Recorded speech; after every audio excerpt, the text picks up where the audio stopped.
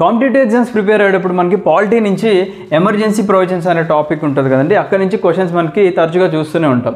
అయితే మనకి emergency provisions మన భారతదేశంలో 3 ఉన్నాయండి. ఏంటవి? నేషనల్ ఎమర్జెన్సీ, దీని యొక్క ఆర్టికల్ గుర్తుపెట్టుకోండి, చాలా ఇంపార్టెంట్. ఆర్టికల్ 352 మనకి నేషనల్ ఎమర్జెన్సీ గురించి మాట్లాడుతుంది. ఆర్టికల్ 356 వచ్చేసి మనకి స్టేట్ ఎమర్జెన్సీ గురించి మాట్లాడుతుంది. అండ్ ఆర్టికల్ 360 వచ్చేసి మనకి ఫినాన్షియల్ ఎమర్జెన్సీ గురించి మాట్లాడుతుంది అనమాట. ఓకేనా? సో ఇప్పుడు నేషనల్ ఎమర్జెన్సీ ఎప్పుడు డిక్లేర్ చేస్తాము? For example president national emergency ఎప్పుడు డిక్లేర్ చేయొచ్చు అంటే మనకి వార్ ఉన్నప్పుడు. ఓకేనా? అంటే ఒక యుద్ధం జరిగినప్పుడు నేషనల్ ఎమర్జెన్సీ డిక్లేర్ చేయొచ్చు, లేదా ఎక్స్టర్నల్ అగ్రెషన్ అనమాట. ఓకేనా? మనకి ఫర్ ఎగ్జాంపుల్ రీసెంట్గా పాకిస్తాన్ మన మీద అగ్రెసివ్గా దూసుకుంటూ వచ్చింది అంటే అది ఒక యుద్ధం కాదు, but war like situation create అయినప్పుడు కూడా మనకి ఈ యొక్క ఎమర్జెన్సీ డిక్లేర్ చేయొచ్చు అనమాట. అండ్ ఇదే కాకోకుండా మనము ఇంటర్నల్ డిస్టర్బెన్సెస్ ఉన్నా కానీ మనం ఈ యొక్క నేషనల్ ఎమర్జెన్సీని డిక్లేర్ చేయొచ్చు. అయితే ఇంటర్నల్ డిస్టర్బెన్సెస్ అనే పదాన్ని మన కాన్స్టిట్యూషన్ అమెండ్ చేసింది. ఎప్పుడు?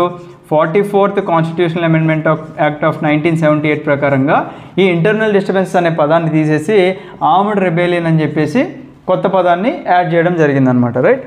నెక్స్ట్ స్టేట్ ఎమర్జెన్సీ మనకి ఆర్టికల్ 356, దీన్నే ప్రెసిడెన్షియల్ రూల్ అంటారు లేదా కాన్స్టిట్యూషనల్ ఎమర్జెన్సీ అంటారు. సో స్టేట్లో ఉన్న పవర్ అంతా కూడా యూనియన్ గవర్నమెంట్కి వెళ్ళిపోతుంది అనమాట. నెక్స్ట్ మన భారతదేశంలో ఏదన్నా క్రిటికల్ ఫినాన్షియల్ సిచ్యువేషన్స్ బాగాలేనప్పుడు కూడా ఫినాన్షియల్ ఎమర్జెన్సీ అయినా డిక్లేర్ చేయొచ్చు అకార్డింగ్ టు ఆర్టికల్ 360 అనమాట. అయితే మన భారతదేశంలో ఉన్న కాన్స్టిట్యూషన్లో ఒక యూనిక్ ఫీచర్ ఏంటి అంటే ఎమర్జెన్సీ ఉన్నప్పుడు మన ఫెడరల్ ఫీచర్ అంటే ఏంటి? మనకి యూనియన్ గవర్నమెంట్కి అండ్ స్టేట్ గవర్నమెంట్కి పవర్స్ ఉంటుంది కదా, అవన్నీ మనకి ఎమర్జెన్సీ వచ్చినప్పుడు కంప్లీట్గా యూనియన్ గవర్నమెంట్లోకి వెళ్తుంది అనమాట. అంటే కంప్లీట్గా యూనిటరీ అవుతుంది అనమాట. So this is one of the unique feature అనుకోవచ్చు. నెక్స్ట్ ఇప్పటివరకు అసలు మనకి నేషనల్ ఎమర్జెన్సీ ఎన్నిసార్లు డిక్లేర్ చేశారు మన భారతదేశంలో అంటే 3 సార్లు డిక్లేర్ చేశారండి. ఫస్ట్ 1962లో, ఎప్పుడు అది? మన ఇండియాకి మరియు చైనాకి యుద్ధం జరిగినప్పుడు ఒకసారి డిక్లేర్ చేశారు.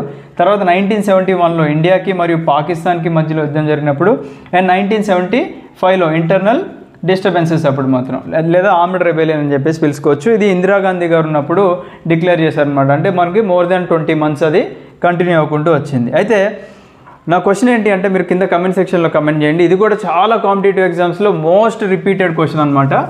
Which of the following articles cannot be, అంటే which of the following fundamental rights cannot be suspended during the emergency, లేదా which of the following articles cannot be suspended during the emergency. ఓకేనా? ఇది మీరు కింద comment సెక్షన్లో comment చేయండి.